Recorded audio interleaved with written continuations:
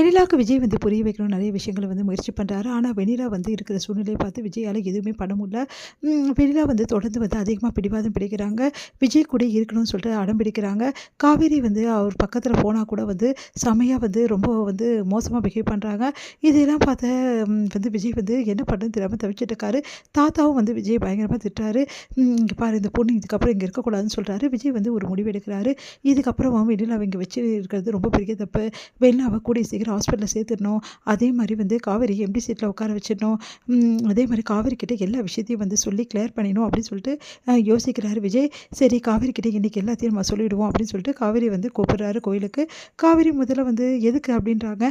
Please Kaveri எனக்காக வா அப்படின்னு சொல்லிட்டு சொன்னோன்னே சரின்னு சொல்லிட்டு காவேரியும் போகிறாங்க. விஜயும் காவேரியும் கோயிலுக்கு போயிட்டு சாமி கும்பிட்றாங்க. அப்போ வந்து விஜய் வந்து காவேரியை பார்த்துட்டு அப்படியே யோசிக்கிறாரு. காவேரிக்கு வந்து பொட்டு வச்சு விடுறாரு. அதை பார்த்தா காவேரி யோசிக்கிறாங்க. என்னங்க என்ன ஆச்சு அப்படின்னு. ஒன்றும் இல்லை அப்படின்றாரு. காவேரி இன்றைக்கி நான் உனக்கு எல்லா விஷயத்தையும் வந்து கிளியர் பண்ண போகிறேன் அப்படின்னா அதிர்ச்சி அடைகிறாங்க.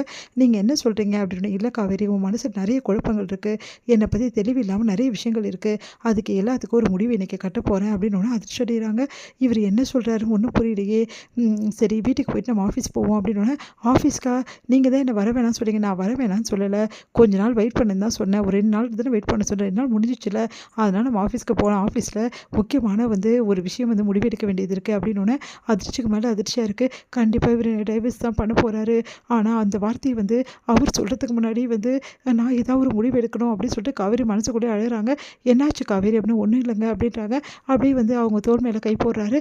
ஒன்றும் புரியாமல் அப்படியே காவேரி விஜயை பார்க்குறா. வா காவேரி போகலாம் அப்படின்னு சொல்லிட்டு வீட்டுக்கு வராங்க. வீட்டுக்கு வந்தால் இங்கே பெரிய கும்பலே இருக்குது. பார்த்தோன்னே அதிர்ச்சி அடைகிறாங்க எல்லாருமே. பார்த்தா வந்து பசுபதி அவங்க கேங்கு எல்லாருமே இருக்காங்க. அன்பரசும் இருக்காரு. அன்பரசை பார்த்தோன்னே வந்து விஜய்க்கு செம காட்டாவது. அப்படி போய் சித்தப்பா நீ எதுக்கு இங்கே வந்த அப்படின்னு சொல்லிட்டு ஒன்றை தான் தேடிட்டு இருந்தேன் அப்படின்னு சொல்லிட்டு அப்படியே வந்து காலரை பிடிக்கிறாரு. டேய் வேணாண்டா சொன்னால் கேள்றா அப்படின்னு சொல்லிட்டு பாட்டியும் தாத்தா ஓடி வராங்க. இந்த ஆளெல்லாம் சும்மாவே விடக்கூடாது. இந்த ஆள் பண்ண வேலை கொஞ்சம் நெஞ்சமா வந்து இப்படி கஷ்டப்பட்டது காரணம் இந்த ஆள் தான் என் வாழ்க்கை இந்த மாதிரி பண்ணிட்டான் அப்படின்னு சொல்லிட்டு பயங்கரமாக வந்து மனசில் தான் சொல்லி அந்த ஆளை போட்டு வந்து அன்பரசை போட்டு பயங்கரமாக திட்டுறாரு. அடிக்க ஓடி வராரு. உடனே தாத்தா எல்லாருமே வந்து தடுக்கிறாங்க. சாரிப்பா என்னை மன்னிச்சிருப்பா விஜய், நான் பண்ணது பெரிய தப்புப்பா. அதுக்காக உங்ககிட்ட மன்னிப்பு கேட்க தான்ப்பா நான் வந்தேன். தயவு செய்து என்னை மன்னிச்சிடுப்பா. நான் ரொம்ப பெரிய பாவம் பண்ணிட்டேன். ஆனால் அந்த பாவத்துக்கு பிராயச்சித்தமாக வந்து வேணா உன் கூட சேர்த்துட்டேன் பாத்தியாப்பா அப்படின்னு சொல்கிறாங்க. நான் தான்ப்பா இருக்கிற இடத்தையே சொன்னேன். ஆமாப்பா சமந்தி தான் இருக்கிற இடத்த சொன்னார். அதனால தான் வேணா அவள் கண்டுபிடிக்க முடியாது. அதுக்கப்புறம் தான் நாங்கள் காவேரி கிட்ட சொன்னோம் அப்படின்னு சொல்லிட்டு நல்ல மனுஷன் மாதிரியே வந்து பேசிகிட்டு இருக்காரு. வந்து பசுபதி வந்து அப்படியே பேசிட்டு இருக்கும்போது சம காண்டாவது. உங்களை யார் இங்கே வர சொன்னேன். நீங்கள் எல்லாம் எதுக்காக இங்கே வந்திருக்கீங்க அப்படின்னு. என்னப்பா நீ இப்படி கேட்குற. ஒரு நல்லது பண்ண தான்ப்பா நான் வந்தோம். நீ எவ்வளோ நாள் தான் வந்து காவேரி கூட மல்லடிச்சிட்டு முடியும். காவேரி இதுக்கப்புறம் உனக்கு வேணாப்பா. உனக்கு தான் வெண்ணிலா இருக்காளே.